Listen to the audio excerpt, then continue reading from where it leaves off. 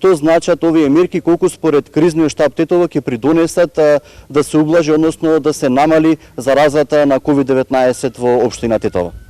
Вака, со оглед на тоа што во минатиот период можевме да видиме дека сите останати мерки кои што владата ги донесе и покрај овие донесени мерки, народот малку се однесуваше, како да кажам, ноншалантно и не многу ги почитуваше овие мерки.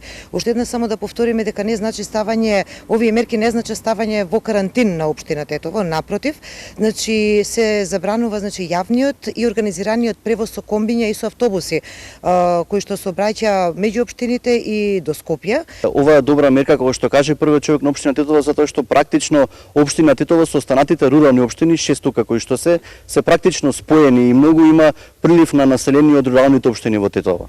Она што можевме да го видиме во изминатиот период, тоа е предпразничниот период. Тетово значи буквално беше преплавено од граѓани кои што доаѓаа од страна од соседните општини, со оглед на тоа дека Тетово и представува еден вид на центар на сите овие општини. За да го сузбиеме, таа појава и да го намалиме на бројот на луѓето кои што влегуваат во Тетово и од оние кои што излегуваат, затоа всушност и овие мерки со кои што се надеваме дека ќе придонесеме за спречување на ширење на COVID-19 со оглед на тоа дека сепак превентивата е подобра отколку лекот.